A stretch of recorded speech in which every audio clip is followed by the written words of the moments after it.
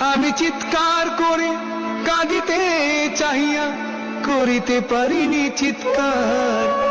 আমি চিৎকার করে কাঁদিতে চাহিয়া করিতে পারিনি চিৎকার।